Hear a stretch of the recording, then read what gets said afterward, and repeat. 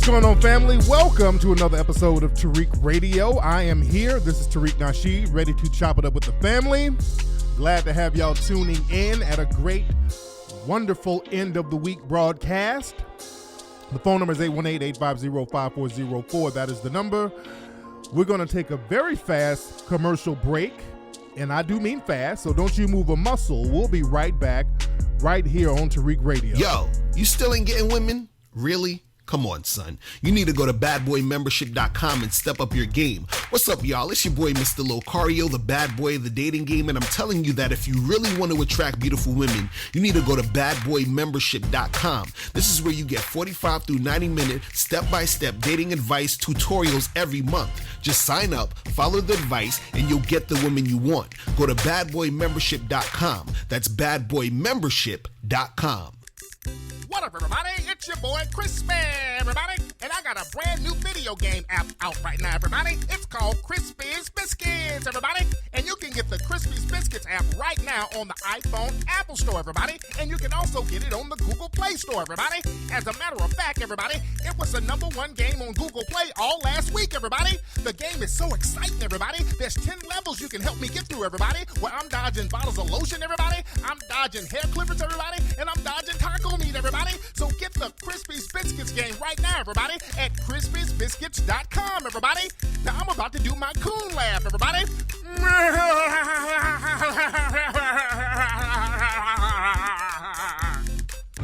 The most intense new video game app has now arrived. A medieval kingdom has been plagued with chaos and disorder. An evil force has dominated the land. And now it is up to the bravest knights to fight back the demonic forces and bring justice to the kingdom of the Moors. Play the newest, most exciting battle fight game app ever, Moorish Kingdom. Available at moorishkingdom.com.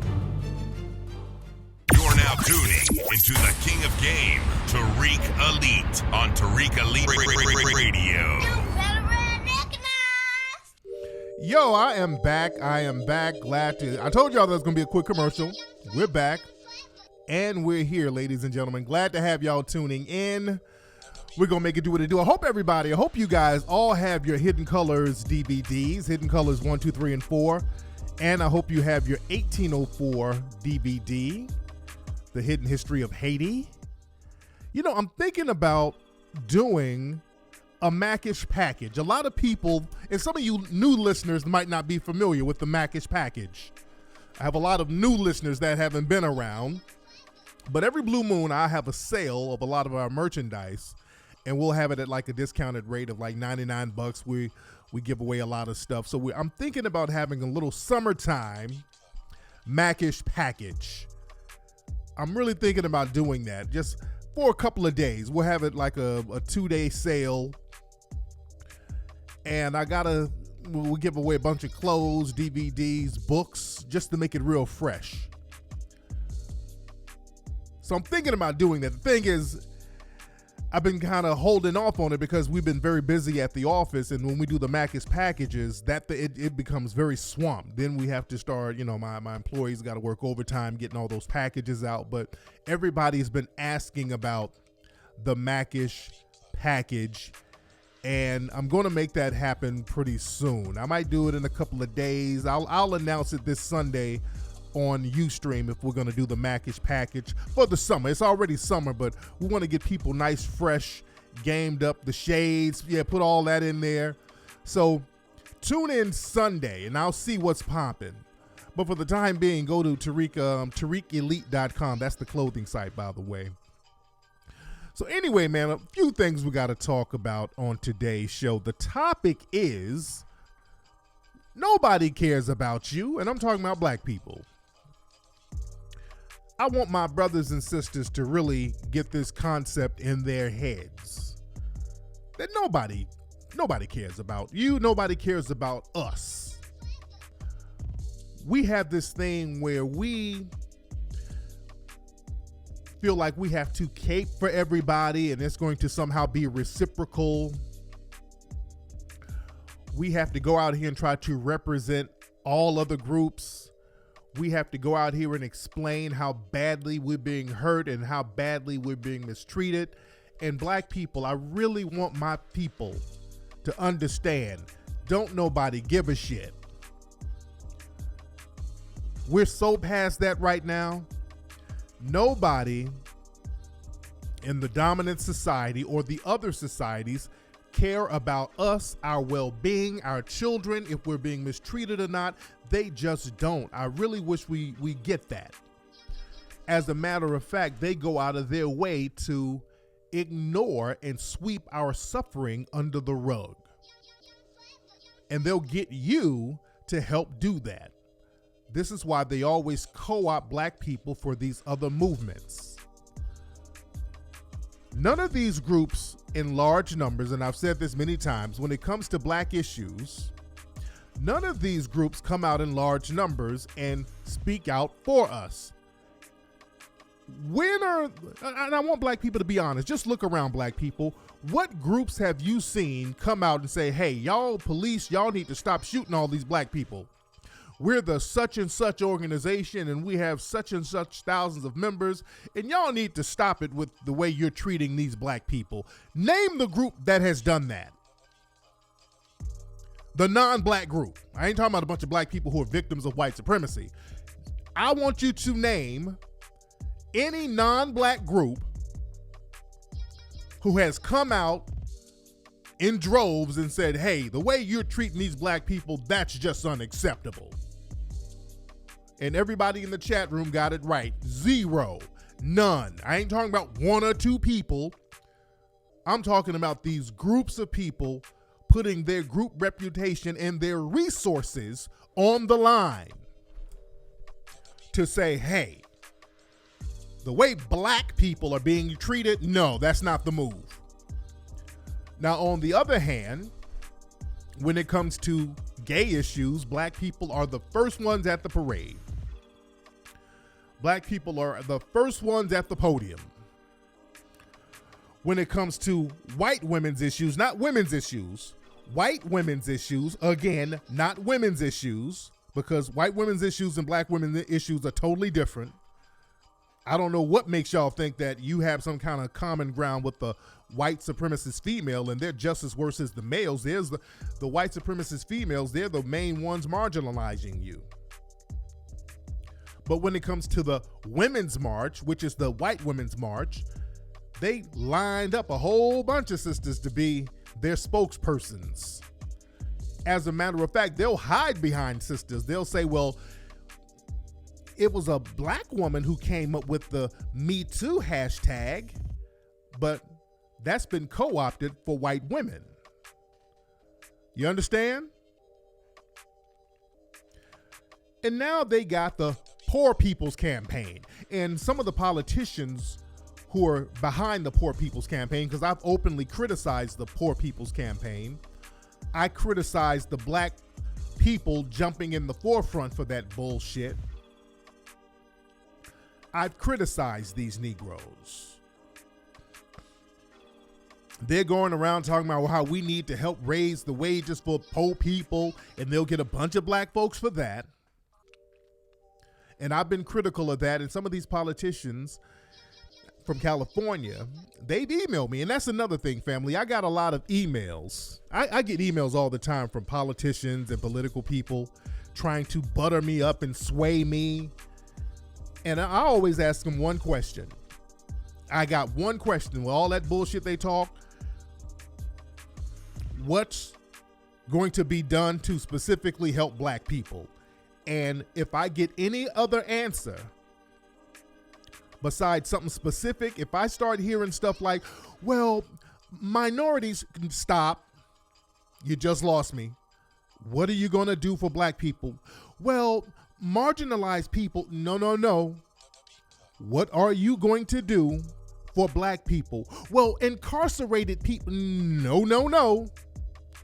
What are you going to do for black people? Where poor people are concerned, have a good day. I want black people to stop playing that game with these folks. They keep playing this 3-card Monte game where they deflect away from doing anything for black people. They act like they're going to do it by proxy by bringing up all these other groups, and it never, ever, ever works out in our favor. They always ignore us. That's part of the benign neglect policy. Nobody gives a shit about black people. Nobody cares about us. And we keep trying to get in with these other groups, and it's understandable in some cases. Like, you notice I go in on some of these pretendians, these fake ass non-Indians who claim indigenous status. Most of them, I'm going to say it again, and a lot of them got mad at me. I don't give a damn. I'm going to say it again. Most of these people who claim to be Native American, about 90% of them are phony. They are not Native Americans. They're fake as hell. They done finessed their way onto the Indian rolls. Either they did or their ancestors did. But when you see these lily white people talking about their Native American, most of them are lying. It's just that simple. And when black people who've been here for 400 years, we've been here longer than almost every other group, documented through their documents. Now, through our documents, we've been here longer. But of course, we have Native mixed in with us because we've been here on this land for a long time, for centuries. So of course, we're going to have Native ancestry. So when black people try to claim their indigenous status or bloodline, black people get denied flat out by the white supremacists who are running the show, because this is a way to finesse free land, free education, free medical care, tax exemption. This is a finesse. And up there in Canada, there was a story about some of these suspected white supremacists running this indigenous DNA company, and people can send in their DNA for a couple of $100, and then they would grant them like Native status. Now, there was one guy, in every blue moon, you'll get a white person who will blow the whistle on other white supremacists. He blew the whistle on them. He said, wait, this test seems kind of weird. And I want y'all to look this up. This happened this week. This one white guy said, hey, these tests, I don't know, these DNA tests claiming indigenous status, something ain't right. So this guy, he bought the test. He bought 3 kits. And he used one of the kits on himself. I think he used the other kit on his girlfriend. And he used the other swab kit where you swab your mouth. He used it on his dog. He had a Chihuahua. So he swabbed the mouth of his dog, and he sent all 3 of them in. Do y'all know the DNA test came back from this bullshit ass DNA company, and it said that the dog was 20% Cherokee. Nigga, y'all better look this up. I am not bullshitting. Nigga, it said the dog was damn Native American. You can't make this type of shit up, dude. So they've been finessing all along. This happened in Canada. I want y'all to look that up. These white supremacists are so damn deceptive. I swear y'all better look this shit up. I mean, they're just so over the top with the bullshit. It's insane. I want y'all to look it up. I tweeted it. It looked like some shit from The Onion or something, but it's dead ass. They got these bogus DNA tests going on because they were out here giving people bogus indigenous status. You understand? But let a Negro go up there with a full-blooded grandma who's Native American. They're like, oh, no, nigga. No. No, we can't grant you your card. You're going to have to pay taxes, nigga. You dig? But the thing is, we got to understand, when the white supremacists, man, right now, they're in panic mode. Right now, they are in panic mode. They're desperate at this point, man. They're making desperate moves. And speaking of the but the Me Too movement, this is how desperate they are to make black men the face. We've been telling y'all over and over how they're trying to make black men the face of the Me Too movement. So whenever they come out talking about a white male being sexually inappropriate, they're going to immediately come back and hit a black man with it. They were saying some stuff about Sylvester Stallone. They're looking into a case or an accusation made about him. And immediately Here they go with a story about Jamie Foxx. They said that Jamie Foxx hit a woman in the face with his dick 16 years ago at a party. So they got it. They got Jamie. We knew they were going to get Jamie. You know, they might get Wesley. They might get Eddie Murphy next. They might even try to get at Samuel L. Jackson. All of them are going to get it. If they got Morgan Freeman, nobody's exempt. And that, you don't even have to be relevant in Hollywood. There was a woman who was on an episode of Different Strokes when she was 13.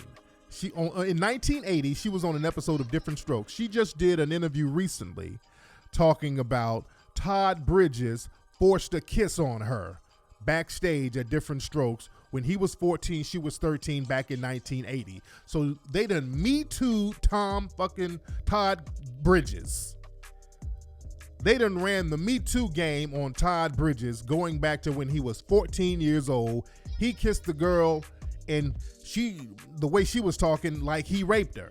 Well, we were backstage and we were in the dressing room and he turned the light off and he jammed his tongue in my mouth and I ran out. I mean, so she really sold it. She really, really gave it that old Birth of a Nation. I was raped in the mouth. Oh, she really sold that. I mean, it was a reach. It was a reach.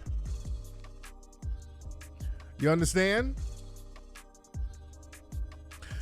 But these people are desperate right now. They're desperate as shit right now. And they're making bold moves and they're going after soft targets and they're doing ambushes, as we always said. There was a case out here in California in Pasadena. A black woman and her daughter, 5-year-old daughter, they were at a swimming pool at the hotel. A white supremacist man just walked up to them casually and said, "Hey, did you guys take a shower before you got in the pool? Because, you know, there's diseases that can be spread in a swimming pool." Now, he didn't ask none of the white people this, and of course the black people were offended and they got into an argument with the guy. And basically the hotel, and he admitted he said what he said. It wasn't, you know, he couldn't hide it. And the hotel manager was like, "Just go back to your room, sir. No arrest." I mean, that was blatant harassment. But we have to understand the situation we're in. These white supremacists are desperate. They're going after soft targets. Women and children directly. And the race soldiers are coming after the black men. The race soldiers working as police officers, they're designated to handle the black men because they're going to need a military. And that's what the police are. The police are the military. And understand, the white supremacist male is cowardly, and he has to have a military to back him up in order to attack a black man. That's what the whole police thing is for. That's the whole purpose of getting on the police force, so that you will have military backing. You have the military backing of the United States up against one person. You understand? But when it comes to women and children, black women and children, the average white supremacist civilian, they've now been deputized to attack women and children. You understand? This is why it's very important for us to be on our game, and this is important for us to be on code once we encounter race soldiers. I really want black people to get off this emotional thing when the race soldiers encounter you, or somebody done snuck off and called the race soldiers on you, because that's an ambush. That's what they're doing to us. To black men, they got to do these ambush things. And there was another case at a Waffle House where the police was called on a black couple because they asked the woman at Waffle House why the bill was so high. I think they called in an order or something like that, and they were going to pick up their order, and it was some extra stuff on the bill, and they asked her why it was so high. What was the extra stuff about? So she called the police on them. And I want black people to understand that once the police are called and there's a white person involved, 9 times out of 10, they're going to be on code with each other, and you're going to be at a disadvantage. Unless you called first, you might have a little more leeway. This is why I tell black people, you better get on that phone if you can. But unfortunately, they'll call the police on you for any little thing. So you don't, if you go say hi to somebody, they'll get on the phone and say, hey, you assaulted them. So, they'll put you at a disadvantage like that. But when the race soldiers show up, you better act like a prisoner of war. Black people have to act like a prisoner of war. Now I think this was in Florida. I'm going to get back on the Waffle House in a minute, but there was a case where it was a white pizza delivery driver tried to run this brother over. And the brother threw a fire extinguisher at her car to protect himself. So the police came and he was trying to explain his story, and the police officer wasn't even listening to his side. They naturally took the side of the white woman. They were all on code with each other. And the brother said, well, damn, you guys are conspiring against me. And then the police officer said, well, you're a piece of shit. See, the police officer was trying to escalate things, and the brother said, well, you're a piece of shit. And then the cop said, well, you're a piece of shit, nigger. Call him a nigger. You dig? And the cop had to resign because the guy had it on tape. And by resign, meaning he's going to be transferred. The cop, he's just going to be transferred, just like it was a cop down there in Georgia, I think. He got caught up in some bullshit, some racist bullshit, and then he got fired one day, and then the same day he got hired by another police force. So they only get transferred. But going back to Waffle House, the case where the brother and his wife were at Waffle House and the police came, the brother started doing all that arguing, talking about y'all ain't gonna arrest me for nothing. Y'all better cut that shit out. When you get approached by these race soldiers, when you get caught behind enemy lines, you are in a disadvantage. I want black folks to understand that. When you get behind enemy lines and you get around these race soldiers and they got you behind enemy lines, you are at a grave disadvantage. So be on code. Getting on code means you act like a prisoner of war. Keep your mouth shut. You are at a disadvantage. You are in a war. Y'all better stop acting a goddamn fool around these race soldiers when they got you behind enemy lines. This is audio of the brother who got caught up by the race soldiers at Waffle House. Hold on.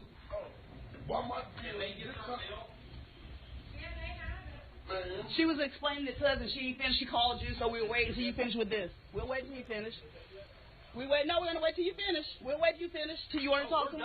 No, you said for us to come out here and talk to him, so that's what we're outside for. No, he brought us outside. He brought us outside to talk. I got to pay our bill. He don't have told us to come outside. You told me to come outside. No, the officer told us to come outside. The officer told us to come outside. For what? For what? He ain't did nothing. He ain't did nothing. Calm down. For what? My hands in there. I'm telling you to calm down. So now they're outside the Waffle House. The police came and told them to go outside, they told them to pay their bill or they're going to get arrested. So right then, when you see that the race soldiers are on code with the white supremacist female or person who called the police, you better understand that you're at a disadvantage. All right? Wait, hold on. I'm looking at the chat room. Somebody said, how long are we supposed to stay silent and do nothing? Running your fucking mouth ain't doing nothing. All right? If all you can do is run your mouth and make it bad for your damn self, that ain't doing nothing. We better get off that stupid shit. Just running your mouth once you caught behind enemy lines. You better learn how to be strategic in a war, just running your motherfucking mouth. Black people got this thing where we think we run our damn mouths, we're going to get something done. No, nigga. You're at a disadvantage. You better be strategic. You better understand war. This is chess. How long are we supposed to be silent? We think we're supposed to be running our mouth and yelling when you at a total disadvantage. How's that going to work for you, running your damn mouth and they got you behind enemy lines? You better be strategic and keep your mouth shut. So if the longer you keep your mouth shut, you have an advantage, because now if you're fully cooperating and they do something fucked up, they're in the wrong. You can use that to your advantage later. Also, niggas, if y'all listen and stop being so damn emotional, that's the problem. You keep your mouth shut. Okay, she just called the police on me. Okay, well, I'm silent. I'm just going to talk to my lawyer. Just be cool. Then, once everything blows over, because they're not going to arrest you if you ain't acting a damn fool. That's how they get you. They want you to escalate the shit so they can get you for acting a fool. I hope y'all learn that. Y'all haven't figured that out. They know how to push your buttons. That's why they start talking to you crazy, because they know you're going to get emotional. They know they're Negroes. My thing is, stop falling for every damn trap they set for you. That's a trap they set.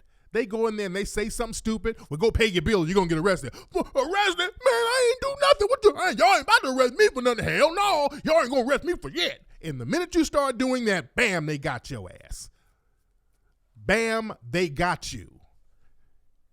You better act like a boss, man. And you be in control of the situation. Don't let them get you all emotional and you talking all that dumb shit. You stay cool, and then you get all of them. You dig all that? Y'all ain't gonna touch me now. All that old shit. No, you are a prisoner at war. You are a POW at that moment. Let me play the rest of this. Pay your bill. I'm not paying nothing. I want to know. We don't know why our bill is so high. That's what she was explaining to us. Listen. Hold up. No, if you don't pay your bill, you're going to jail. We was out in there. Listen, we want our bill to be explained to us. And will you come back here and make her explain the bill to us? He up here yelling. If you don't, in the race soldier, they're on code. Y'all better understand that these people are on code. The race soldier, if you ain't gonna pay your bill, or you're gonna go to jail. I ain't going to jail. I ain't going to jail for nothing. You telling them what ain't gonna happen. We cannot pay nothing with you if you ain't explaining to us. I'm not paying no bills because you said it, sir. Okay, cool. Watch this. What? Hey, if they don't pay your bill, you want to press charges? What? I don't care when I'm pressing charges. What's going to press charges on me? When I'm willing to pay my bill, I want to understand. I want to pay my bill. Can she explain it to me? Can you come here while she explain it to me? And both of them, y'all. And look, your man and your lady. That's enough of that. But men and women, y'all, and the sisters talking. Y'all got to keep y'all mouth shut. You keep your mouth shut. All that yelling ain't gonna help you. Number one, they should have been filming the lady who called the police. They didn't film. They so damn emotional and running their mouth and all this old shit, thinking that somebody gives a shit about you being mistreated. That's the thing with black people. We think if we yell and just be so passionate and plead our case that they're going to understand how we're being mistreated. Of course, you're in the right. The black man and the black woman were 100% in the right. We don't live in a right society. We live in a white supremacist society. See, don't get caught up in what's right. Of course we do the thing that's right, but we don't live in a society that's governed by rightness and fairness. We are in a society governed by white supremacy. You understand?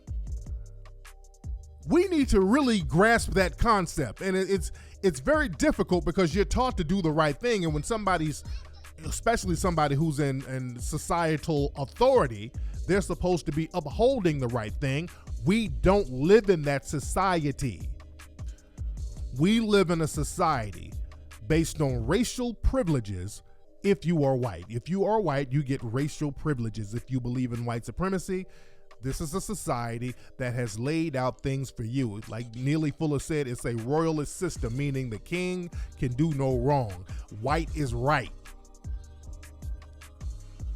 And getting around these people yelling about how you being mistreated and how wrong this is, no, you do not do that in a situation where you're dealing with a race soldier. You're putting yourself at a deeper disadvantage. Where you are now in warfare, you got to get them on the back end, meaning you stay calm, stay cool, and then once you get out of the situation where you're behind direct enemy lines with gunfire or gunpower right there next to them, you go back and you hit the Waffle House up like, hey, I was wrongly accused of a crime. I'm going to sue this employee. You start dragging some of these bastards into civil court and the police officers, if they did anything wrong to you, just because you had a dispute about your bill, then you can hit them back up on a civil level. But once you give them the leeway to throw extra charges on you, talking about what ain't gonna happen, and no, we gotta be strategic. We think everything is some emotional thing where you just gonna cry and plead your damn case. You gotta understand warfare. And you gotta understand when you are at a disadvantage.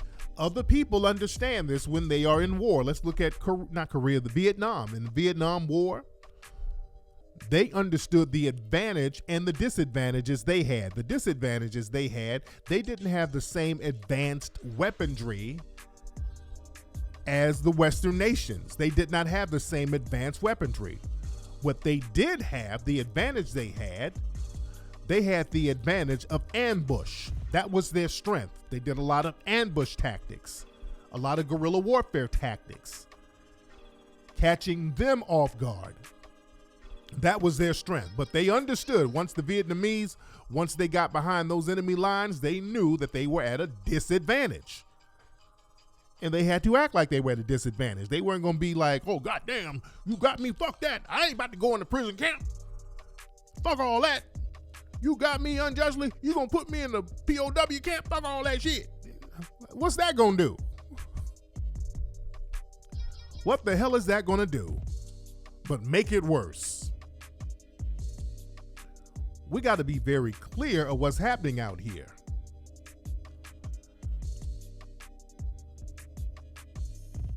Because see, the thing is, these white supremacists, they're so coded up right now. You have politicians out here openly running on white nationalism campaigns right now. I mean, these politicians now, because these are the midterms, they're openly running on white supremacist platforms. They're talking about ain't enough white kids going around. What was that politician? Let me play a clip of him. This is a politician. This is a Republican legislator named David Stringer out of Arizona. And this is a speech he just did the other day.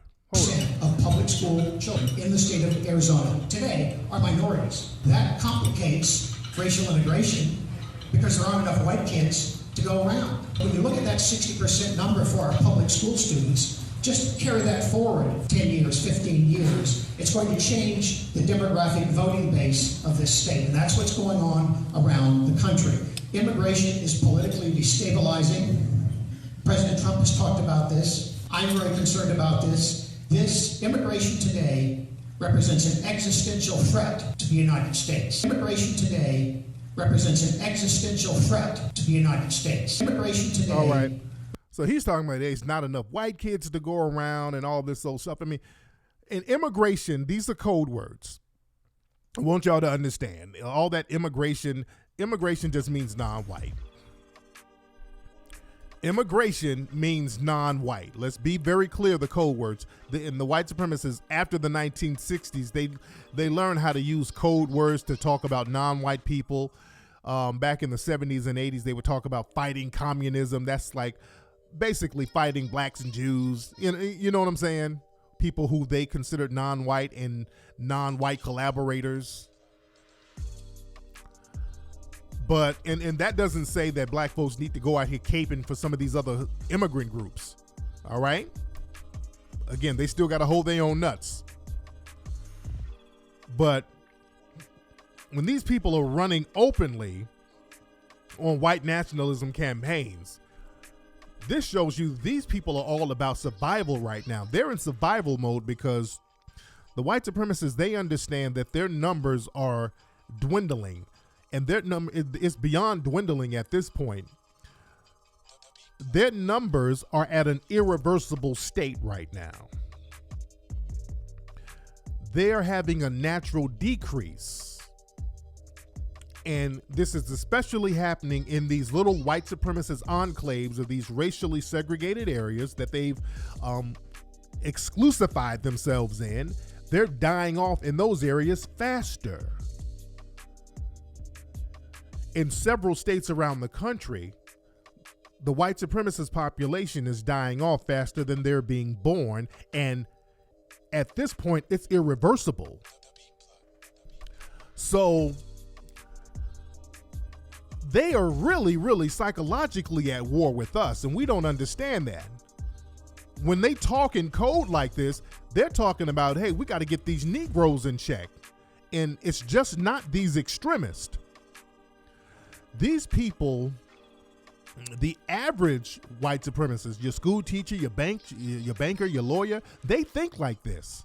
They might not talk in as extreme terms. They know how to codify their language. But understand that a lot of people in the dominant society are on that page right there. But they're worried about their numbers dwindling, because that's a real fact. That next generation can't replenish itself. So this is why they're targeting our children. This is why they're targeting women, and they're really going after black children. This is why when something happens to a black child, we out here begging, crying, pleading, and screaming, and nobody in the dominant society gives a shit, because they're all on the same page of survival. They think, okay, if they harm our children, that's going to save theirs. That's their mentality. But for all intents and purposes, the white supremacists are going extinct. But the thing is, that doesn't mean that you're supposed to wait on them to go extinct, because the thing is, the white supremacists, they're demonic. They're like, if I go, everybody's going to have to go. Do you understand? That's their mentality. This is why they're taking a lot of their anger out on us, on black people, because we really have nothing to do with their natural decrease, because we don't live in those little segregated areas that they're talking about and all this stuff about immigrants and all. We don't live in those areas. They're already segregated and they're already dying off. So who are they really mad at? The white supremacists are really mad at God. They have a problem with God.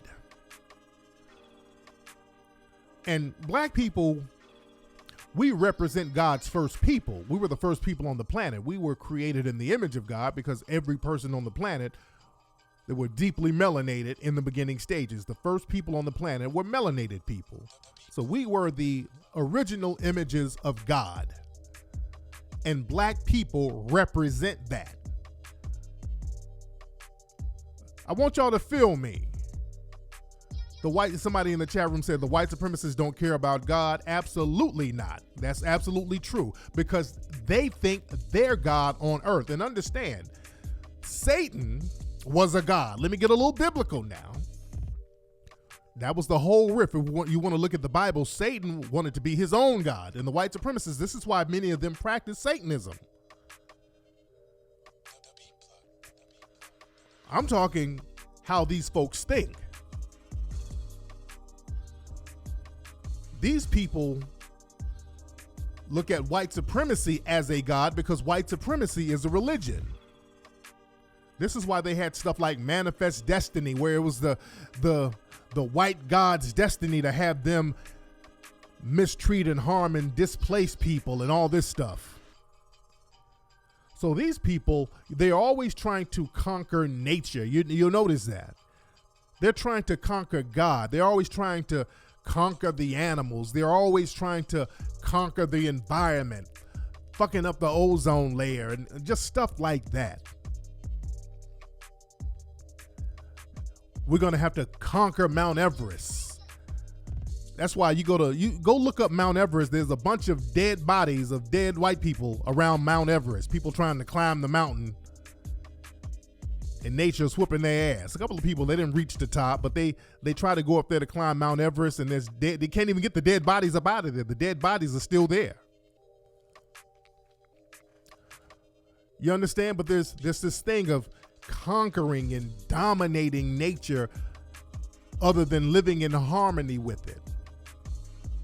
The other day, I was talking about how there's a lot of alligator attacks on people in the dominant society. A lot of white and Asian people are getting eaten up by alligators and attacked by gators and crocodiles. This is happening all over. It was I think it was an Asian or a white Asian woman down in Florida. She got ate up by an alligator. There was an alligator they were trying to put. They captured an alligator down there in Florida. It was some police officers down there. And the alligator knocked one of the dudes out, slapped the female officer in the back of the head with his tail. The alligator was whooping their ass. But nature is attacking these people. You know, nature is fighting back. It was a white supremacist male who shot an elephant out there in Africa, and the elephant fell on his ass and killed him. So nature is fighting back. You understand? Nature, yeah, the alligator was tied up too. But there, you know, showing our relationship with nature, there's a brother down in, is it Colombia? Is a black man, he's a black Colombian down there in, I think it's Colombia or Costa Rica, but I think it's Colombia, the country of Colombia. There's this black dude down there who basically has a grown pet alligator that he lives in harmony with. Alligator don't attack him. You dig? Alligator attacks on black people are very, very rare. But look that up. Hold on. Let me look this up. I'm trying to give y'all the link of the story about the brother who has the alligator down there in Colombia. It's a black dude, and I mean, he be swimming with it and the whole thing, and alligator don't be fucking him up at all. I'm trying to look the thing up, but I can't find it. But the thing is, the point is, family, I was trying to look it up, but you guys can Google that. But there's a brother down there in Colombia. This brother just right there in harmony with this gator, with this alligator. The thing is, we've always had a harmonious nature or a relationship with nature and animals because we've been here for so long.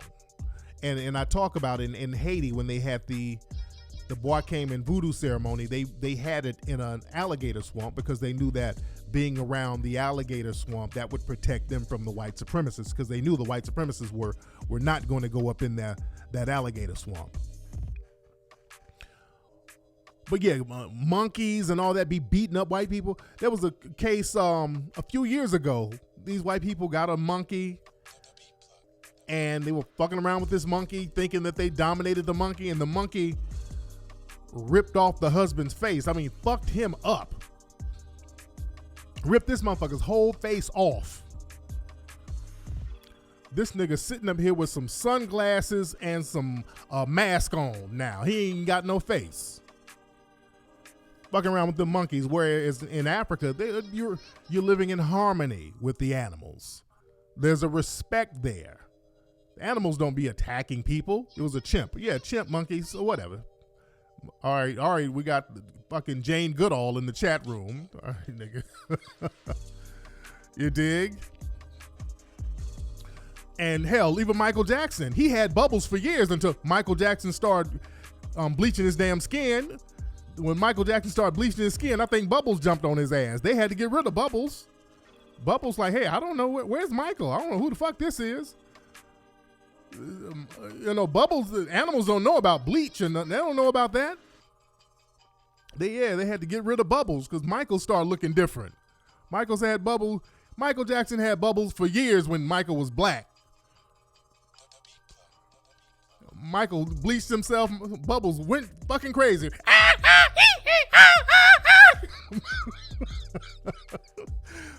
Bubbles didn't know who the fuck that was. Animals don't know nothing about no bleach. Oh no, we gotta get him. You dig? Bubbles don't know shit about no vitiligo.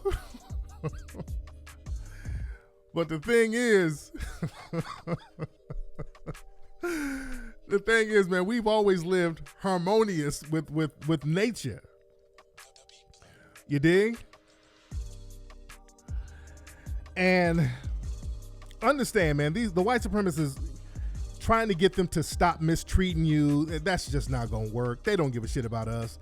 and them playing dumb. Let's stop wasting time trying to prove racism to people. Just cut that bullshit out. That's a time-wasting mechanism. They love playing dumb. I saw something recently with Bernie Sanders. He read an article. It was an article written about police or the jail reform, and Bernie Sanders acting like, oh, I didn't know that people were being held in jail without bail. Oh, my God. Stop. Oh, just stop it. Stop it. Miss me with all that we didn't know. You did know. And black people, stop falling for that. Let's stop falling for the naive white supremacist bullshit. They know. We always got to explain something to them like they don't know.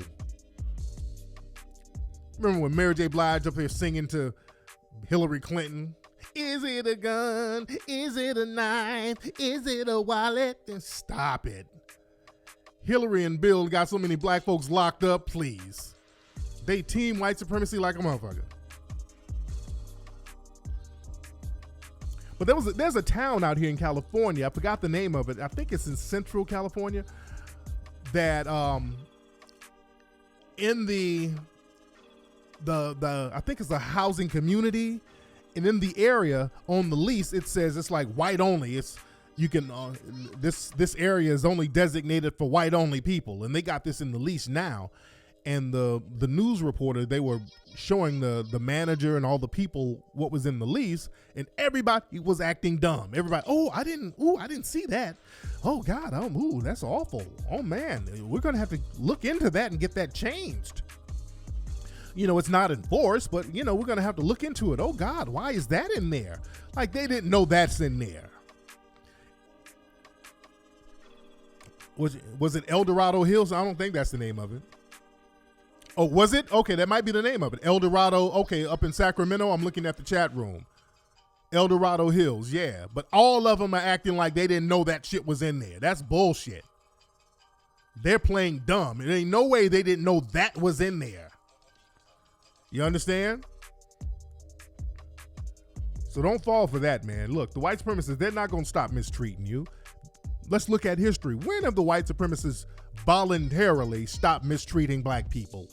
Ever in the history of white supremacy, which is 500 years. When have they stopped mistreating you? And black people got this thing, well, I'm going to do some spoken word to make them aware of my suffering. I'm treated like dirt.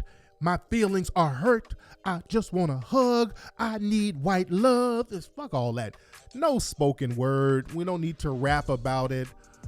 We don't need to do a praise dance in front of white people showing them how bad the white supremacists are mistreating us. Let's cut that bullshit out. We're past that.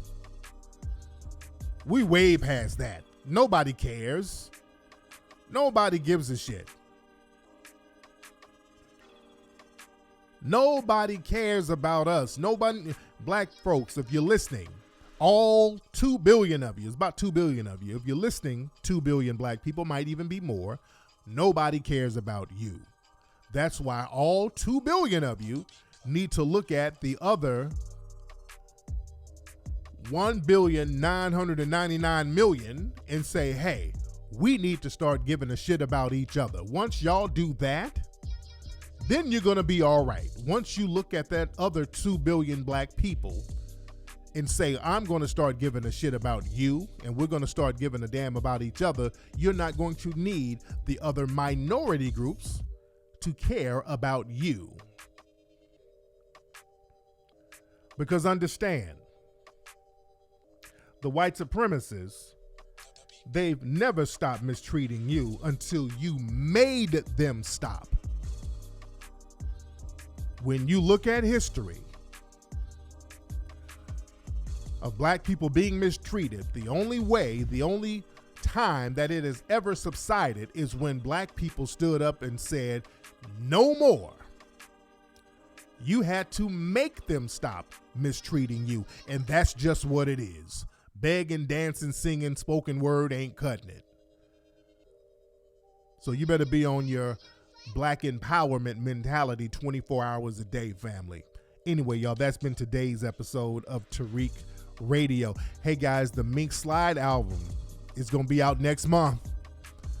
our album, my group, Mink Slide, the album is called Egyptian Musk.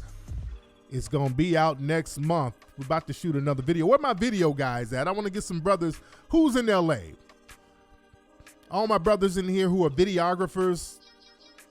If you're thorough, holla at me, man, because I'm trying to get somebody to do the new video. So holla at me, brothers in LA. If you're in LA, if you are a videographer in LA, email me at info@tariqelite.com. But the Egyptian Musk album will be out in mid-July. Mink Slide. Go to minkslide.com to see our first video. It's time. You dig? Yes, the album's going to be out next month. We're going to get it popping next month. Yes, indeed. It's going to be out next month. Yes, that's the name of the album, goddammit. The album is Egyptian Musk. It's taking you back to the 80s and 90s. That's the theme of the album. Yeah, it's going to be on iTunes. It's going to be Tidal, Spotify, all that stuff. So when we put the pre-order up, everybody has to get that, man. It's 10 songs on the album. Funky as hell. Had a good time. We had a great time making it. You dig? What's up, brother John Doe? You said you were in Florida? But all my videographers, hit me up, man. Hit me up. Anyway, but y'all go to 1804movie.com. 1804movie.com. Also, go to tariqelite.com to get the gear, all the fresh gear. Go to hiddencolorsfilm.com to get Hidden Colors 1, 2, 3, and 4. All right, guys, you be good. I'm gonna holler at you guys Sunday.